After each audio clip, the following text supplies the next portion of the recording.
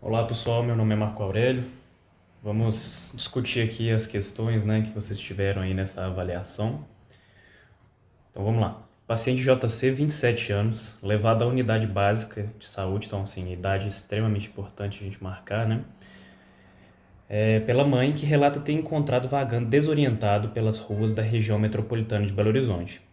Tem estado ausente de casa com frequência e nas últimas semanas seu estado mental e físico se deteriorou rapidamente. O paciente apresenta sintomas de delírios persecutórios, importante, e fenômenos auditivos, afirmando repetitivamente que está sendo perseguido por pessoas invisíveis e que querem lhe fazer mal. Então a gente tem aqui os sintomas alucinatórios, delírio e também possivelmente aqui, um comportamento e um discurso desorganizado. Ao ser questionado, ele descreve ouvir vozes que comentam suas ações e lhe dão ordens, o que o deixa extremamente assustado e agitado. Então aqui são as famosas vozes schneiderianas, né? Não sei nem se a pronúncia é essa mesmo, vocês me corrijam aí se necessário. Além disso, ele relata ver sombras movendo-se ao seu redor, especialmente à noite, o que o leva a evitar e dormir em casa. Então a gente percebe que isso não é nada egossintônico, não tem insight nisso aqui, né? Ele realmente acredita que isso aqui está acontecendo. Isso aí é importante. Durante a consulta, JC apresenta-se visivelmente inquieto, com movimentos repetitivos das pernas. Será que isso aqui é uma acatisia, possivelmente? Né? Olhar fixo e discurso fragmentado. Discurso fragmentado, a gente está falando da ordem da forma, né, do pensamento. Né? Curso, forma e conteúdo. Então a gente já achou alteração ali da forma e do conteúdo. Vamos ver se a gente acha alguma alteração do curso aqui, né? Ele parece estar em constante alerta, como se estivesse esperando algum perigo iminente. Então ele está alerta, esperando perigo iminente, então ele está hipervigilante, né? Só que, como ele está com esse olhar fixo aqui, ele também está hiperproséxico. Também hiperproséxico, né? Isso mesmo. A mãe relata que, nos últimos meses, JC começou a falar sobre conspirações contra ele, dizendo que o governo e estranhos estão vigiando através de aparelhos eletrônicos. Ele também nota que o filho tem demonstrado uma desconfiança extrema em relação a todos, incluindo familiares, próximos, e frequentemente se recusa a comer, afirmando que a comida está envenenada. JC tem um histórico de uso de substâncias, incluindo maconha e cocaína, e recentemente seu consumo de cocaína aumentou. Admite que utiliza a droga para se proteger das vozes e das pessoas invisíveis que o perseguem. O paciente está visivelmente emagrecido, com olheiras profundas e uma postura curvada. Ele está desnutrido e apresenta sinais de fadiga crônica ao exame físico, crepitações nos lobos inferiores dos pulmões, taquipneia e sinais de infecção respiratória com febre baixa, que sugere uma pneumonia em evolução. Então ele está com uma pneumonia e também é um paciente que tem um uso abusivo de substâncias. Então até aqui que a gente percebe ele tem realmente esse problema do âmbito biológico mesmo, né? Uma pneumonia e também um abuso de substâncias, mas ele também tem aqui alterações que são condizentes com uma psicose, né? E elas fecham ali critério, né? Dependendo do tempo, mas parece que tem mais de 6 meses para uma possível esquizofrenia. Só que é um homem, né, de 27 anos, então ele estaria fora da faixa etária. A gente tem que entender melhor como é que foi esse passado dele. E é nesse parágrafo aqui que eles trazem, né? A mãe de JC relata que desde a adolescência o comportamento dele tem sido marcado por períodos de isolamento social e paranoia. Isso aqui é importante.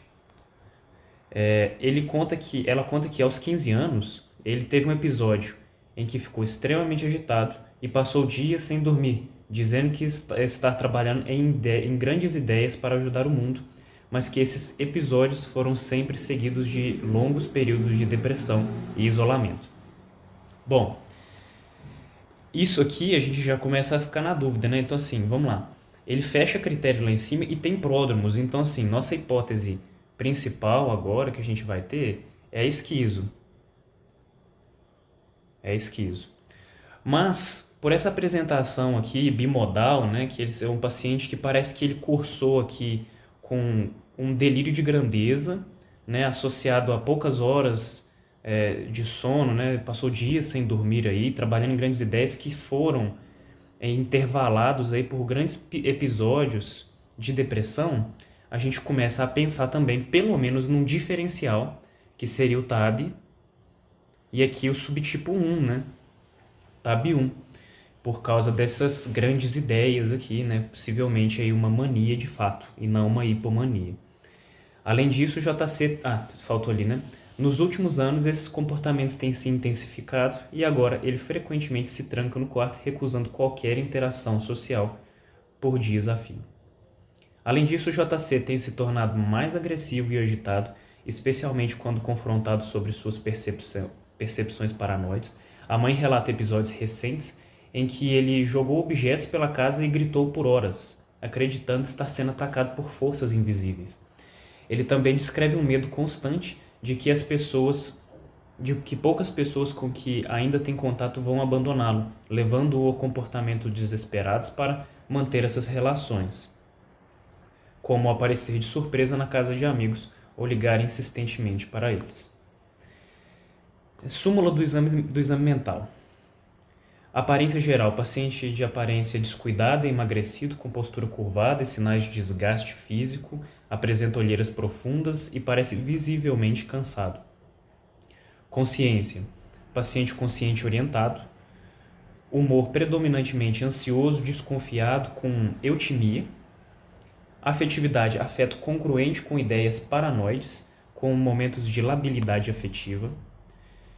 Pensamento desorganizado, com presença de delírios persecutórios e fenômenos auditivos. O paciente afirma ser perseguido por pessoas invisíveis. Discurso ao exame, por vezes taquipsíquico, com laços afrouxados, tangencial e por vezes incoerente. Então aqui foi encontrado uma outra parte ali do pensamento, que é o taquipsiquismo, então a alteração do curso, forma e conteúdo do pensamento. Ok. Laços afrouxados, tangencial, por vezes incoerente. Ótimo. Percepção. Alucinações auditivas e visuais. O paciente afirma ver sombras e ouvir vozes constantemente. Julgamento e crítica severamente prejudicados. O paciente não consegue discernir entre a realidade e suas percepções distorcidas e apresenta desconfiança generalizada. Comportamento psicomotor. Agitação psicomotora evidente, com movimentos repetitivos das pernas e mãos, alterna entre períodos de intensa agitação e apatia. Rápida, tangencial e por vezes incoerente. Então ele tem aqui uma taquilalia, demonstra dificuldade em manter a linearidade do pensamento. Insight ausente, e paciente nega a gravidade de sua condição e não reconhece as alucinações e delírios como sintomas da doença. Então vamos lá para a primeira questão.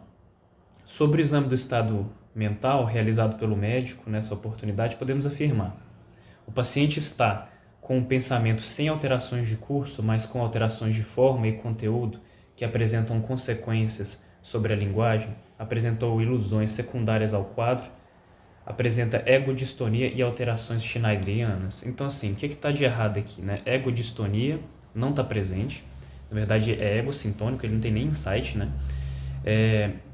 Está falando aqui que ele não tem alteração do curso, e a gente viu que ele realmente tem. Alterações schneiderianas, possivelmente está correto, mas a alternativa como um todo, então, está incorreta, né? Vamos para C aqui, a B é o gabarito, né? O paciente está com um pensamento sem alterações de curso, mas com alterações de forma e conteúdo. A gente viu que tem alteração do curso, então a gente já exclui, mas vamos terminar. Apresentam consequências sobre a linguagem. Apresentou ilusões secundárias à possível intoxicação por cocaína, apresentando hipotimia e egodistonia.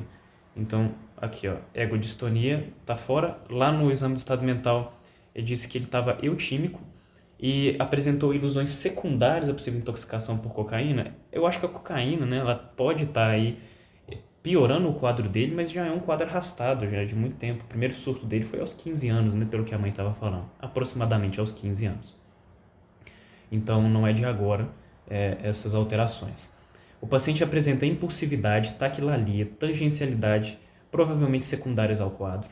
Apresenta alucinose. Alucinose é quando temos a presença do insight, né, diante da alteração da senso-percepção, mas ele não tem esse insight. Não é egodistônico e não foi apresentado nenhum impulso automutilatório, né, durante a história dele. Então essa alternativa também está incorreta. O paciente apresenta impulsividade e fuga de ideias, provavelmente secundárias ao quadro psíquico de base. Apresenta alucinose, ergodistonia novamente, ambivalência e alucinações schneiderianas. Também não encontrei nenhuma ambivalência nessa história dele, né? Então vamos para a alternativa B. O paciente está com pensamento com alterações de curso, forma e conteúdo, correto, que apresenta consequências sobre a linguagem.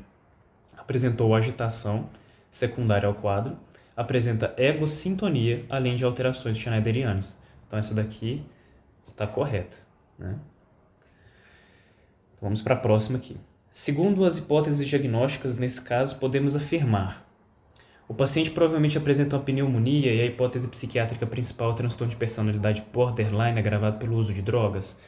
Não seria um transtorno de personalidade, né? O transtorno de personalidade não cursaria com psicose persistente como o paciente tem.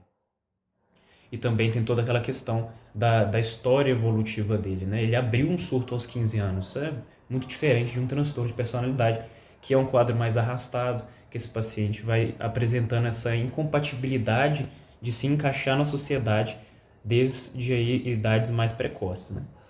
O paciente provavelmente apresenta pneumonia e a hipótese psiquiátrica principal, o transtorno afetivo bipolar tipo 1, né, agravado pelo uso de drogas. Bom, essa daqui eu deixaria ela como segunda opção aí, né, para a gente poder pensar. Eu não excluiria ela, então fica aqui para a gente pensar. O paciente provavelmente apresenta pneumonia, blá blá blá, transtorno bipolar tipo 2, não faz sentido. TAB 2 não entra aqui, né? Se fosse TAB, seria TAB 1. O paciente provavelmente apresenta pneumonia, a hipótese psiquiátrica principal, e aqui é o que a gente está falando, né? O que é o principal? Não necessariamente vai ser isso, a gente tem aqui o nosso diagnóstico diferencial, que seria o TAB 1, mas pelo exame do estado mental que esse paciente apresenta hoje pra gente, ele é muito compatível com a esquizofrenia paranoide. Então, a alternativa B é a correta. O paciente provavelmente apresenta tuberculose e a hipótese psiquiátrica principal é o transtorno afetivo bipolar tipo 1 agravado pelo uso de drogas, né? Então, ficaria aí para a gente poder considerar, né? Tuberculose, sim, o caso já entregou para a gente, né? Qual que é essa impressão, até porque não é a prioridade nossa aqui de fazer o diagnóstico dessa espinéia, esses sintomas aí respiratórios dele. Vamos lá, dando seguimento aqui, uma mulher de 36 anos, a idade importa muito, comparece à unidade básica de saúde acompanhada de sua mãe. A paciente é trazida para apresentar um comportamento inquieto e estranho há cerca de 3 semanas. Então, o quadro iniciou há 3 semanas. Segundo o relato da mãe, a paciente está apresentando muita agitação com redução importante das horas de sono, permanecendo acordada a maior parte da noite.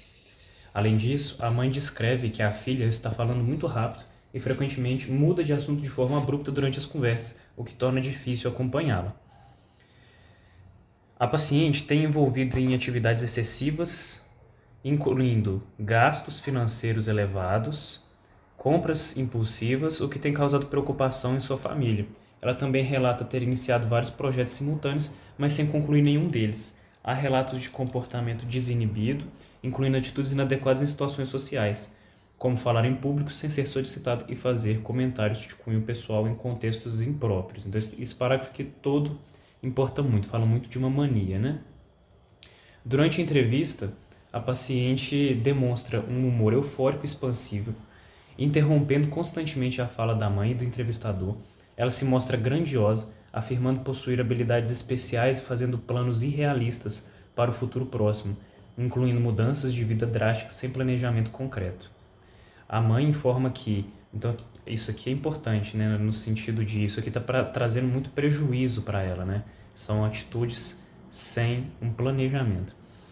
A mãe informa que, ao longo da vida, a filha já teve episódios semelhantes, alternando períodos de comportamento normal com outros de maior irritabilidade ou tristeza, além de episódios como o atual. Além disso, menciona que a paciente está se recusando a tomar medicação prescrita anteriormente, afirmando que não precisa de tratamento médico. No exame físico, não há achados relevantes. No exame psíquico, a paciente apresenta-se agitada, com aceleração psicomotora, humor exaltado e afeto expansivo. Sua fala é acelerada, com pressão do discurso, sua atenção é facilmente desviada e ela afirma que é dona de todas as agências do Banco Santander do Brasil. A paciente nega a ideação suicida ou homicida. Beleza. Em relação à principal hipótese diagnóstica nesse caso, podemos afirmar: o prognóstico nesse caso é melhor do que se a paciente tivesse um transtorno depressivo maior? Pelo contrário, né?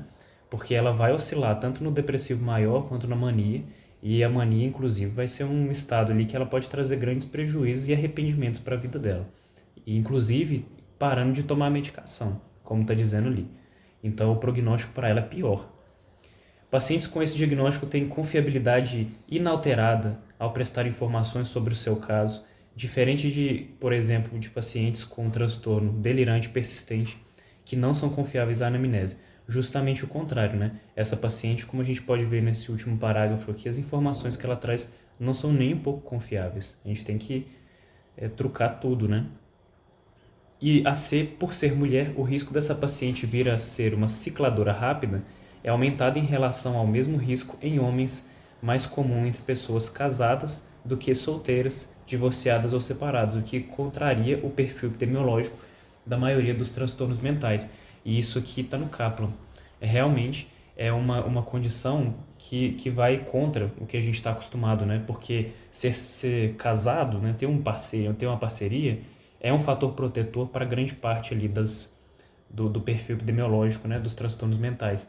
Só que no caso da ciclagem rápida, que é quando tem 4 ou mais episódios maníacos em um ano, isso é o contrário. 4. Caso o paciente tenha que tomar carbonato de lítio em uso contínuo, qual das seguintes opções melhor reflete as providências que qualquer médico, mesmo se não estiver no contexto de uma UBS, deve tomar quando decide inserir essa medicação para essa paciente? Então, o que a gente tem que lembrar aqui é que lítio é uma medicação que vai mexer muito na parte endócrina. Então, vamos precisar de alguns exames laboratoriais e também do eletro para a gente poder identificar se existe algum distúrbio hidroeletrolítico ou então algum distúrbio metabólico mesmo que essa medicação vai causar. Então, raio-x, ultrassonografia, exames de imagem no geral não vão ser úteis para a gente nesse momento. Então, a gente percebe que existe aqui várias opções aqui, várias questões que estão falando sobre isso. Então vamos excluir elas primeiro aqui, ó, raio-x de tórax. Então a gente já excluiu já excluiu C e B. Uai, cadê? Ah, tá, beleza. Então aqui, D. Antes de iniciar, o correto é pedir creatinina sérica e a taxa de filtração glomerular estimada. Aqui realmente faltou, né, o cuidado do eletrocardiograma e o TSH também. Então, realmente ele é uma orientação que a gente tem que se lembrar dela, né? Dessas condutas de propedêutica mesmo. 5. Dentre as opções abaixo, assinale a que a melhor orienta a primeira prescrição a ser feita nesse caso, segundo o que os professores ensinaram em sala de aula, a referência ao slide, né? E a orientação é que a gente não comece com lítio de primeira. Então percebam que lítio está aqui em várias alternativas, né? O início da terapia tem que ser feito com um antipsicótico típico ou atípico e diante da não resposta, a gente pode começar o lítio. Até porque pela facilidade, né, de lidar com essas medicações. Os antipsicóticos também são estabilizadores de humor e iniciar com eles vai ser mais fácil para a adesão desse paciente, mais fácil para o acompanhamento desse paciente do que com lítio. Então, idealmente, a gente começa com essas medicações antipsicóticas e depois a gente parte para o lítio. A 6 aqui, ela é bem decoreba mesmo, né? Tem que saber esses níveis de litemia. Até 1,5 é a dose que a gente utiliza para tratar mania aguda. Então, por isso que a resposta é a letra C. Um paciente de 35 anos chega à emergência apresentando ereção persistente e dolorosa há mais de 4 horas, sem estímulo sexual, refere histórico de uso de medicamento antidepressivo que não soube ser informado. Conta nunca ter apresentado quadro parecido e que seu psiquiatra informou sobre o risco desse quadro acontecer com o uso do medicamento atual. Ao exame físico, nota-se o aumento do volume peniano e dor local. Exames laboratoriais revelam alterações na gasometria peniana indicativos de priapismo isquêmico. O paciente é encaminhado para a drenagem do sangue do corpo cavernoso para aliviar a condição. Ao registrar o quadro em prontuário, o médico responsável sugeriu o uso de qual antidepressivo? E aqui, que está dentro dos perfis de efeitos colaterais, a gente encontra a trazodona. Não encontramos esse mesmo efeito colateral nos demais medicamentos que estão descritos aqui. 8. A paciente de 28 anos é trazida à urgência por familiares apresentando convulsões tônico-clônicas generalizadas. Os familiares relatam que ela nunca havia apresentado quadro semelhante e que recentemente o paciente foi ao psiquiatra sendo iniciado o uso de um antidepressivo. Então, isso aqui é um ponto importante, né? É um antidepressivo. Familiares não sabiam explicar o motivo. Ao exame físico, o paciente está desorientado com sinais de cianose leve. Exames laboratoriais realizados para investigação de eletrólitos e níveis de medicamentos antiepiléticos. O paciente recebe oxigênio suplementar e é iniciado o tratamento com benzodiazepínico para controlar a crise convulsiva. Suspeita-se que o antidepressivo iniciado seja a causa do quadro. Qual das opções abaixo seria provavelmente o medicamento em uso? Então, o primeiro que a gente tem que excluir são os medicamentos que não são antidepressivos, e dentro dos que restaram, o que tem no seu perfil de efeitos colaterais é a bupropiona. Então, trazodona e fluoxetina não apresentam convulsões no perfil de efeitos colaterais. Uma mulher de 42 anos é levada ao UBS devido a um quadro de depressão grave e ideação de autoextermínio. Nos últimos meses, ela perdeu o emprego e se afastou das atividades sociais, apresentando sintomas como hipotimia, hiporexia, apatia e insônia. Os familiares relatam que ela se expressou repetidamente pensamentos de autoextermínio, afirmando não ver saída para a sua situação. Ao exame, o paciente apresenta-se emagrecida com sinais de ansiedade e dificuldade de concentração. O paciente se recusa a ir ao CAPS, mas topou ser tratada por você. Familiares disseram que comprariam o medicamento caso fosse necessário. Das opções abaixo, qual antidepressivo não seria indicativo devido ao risco de autoextermínio? Então aqui nós temos o único descrito aqui como tricíclico é a nortriptilina. E temos que evitar pelo alto risco de intoxicação e a facilidade que essa paciente pode ter ao tentar o autoextermínio com essa medicação. As demais seria mais difícil ela conseguir fazer isso.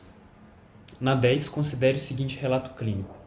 Henrique, 38 anos, compareceu à consulta de segmento com seu psiquiatra apresentando um quadro comportamental que despertou preocupação. Nos últimos meses, ele havia iniciado um tratamento com antipsicótico para manejar sintomas de um transtorno esquizoafetivo. No entanto, nas últimas semanas, João começou a experimentar uma inquietação motora intensa e contínua, descrevendo a necessidade quase irresistível de mover-se constantemente. Durante a consulta, foi observado que João não conseguia permanecer sentado por mais de alguns minutos. Ele se levantava abruptamente, andava de um lado para o outro no consultório, cruzava e descruzava as pernas repetitivamente e batia os pés no chão. Quando tentava sentar, balançava o tronco para frente e para trás, de forma rítmica, e enquanto estava em pé, marcava passo no lugar, como se estivesse tentando caminhar sem sair do espaço confinado. João relatou uma sensação subjacente de desconforto profundo, inquietação e ansiedade que não conseguia aliviar de forma nenhuma. Ele descreveu essa sensação como uma tempestade interna, que o impelia a mover-se incessantemente. Essa condição estava afetando significativamente sua qualidade de vida, interferindo em suas atividades diárias e no sono, além de causar estresse psicológico substancial. Isso aqui é um quadro muito característico, né, de acatesia, que é essa inquietação interna que o paciente sente e que ele apresenta uma necessidade, né, de estar se movendo. Então, seria a acatesia. Todos aqui, essas alternativas, são efeitos colaterais encontrados pelo uso de antipsicóticos, né? O parkinsonismo medicamentoso, que a gente encontraria a roda denteada, e aqui também temos as distonias e as discinesias musculares, que também podem se apresentar. Aí, sobre a distonia aguda, ela é um espasmo muscular tônico da língua e do maxilar e do pescoço. A distonia tardia já são aqueles como se fossem tics, e enquanto a discinesia tardia são movimentos involuntários com parte do rosto, da boca, da língua e do nariz. Então, dentre esses aí que a gente encontra mais semelhante ao que está sendo apresentado nesse texto acima seria a acatesia. Bom, pessoal, encerramos aqui a avaliação. Estou à disposição, eu e os demais monitores, para a gente poder discutir uma questão ou outra. Se tiver algo que vocês não concordaram dessa devolutiva, vamos conversar, a gente aprende muito junto com isso, beleza? Só entrar em contato aí. Forte abraço, bons estudos!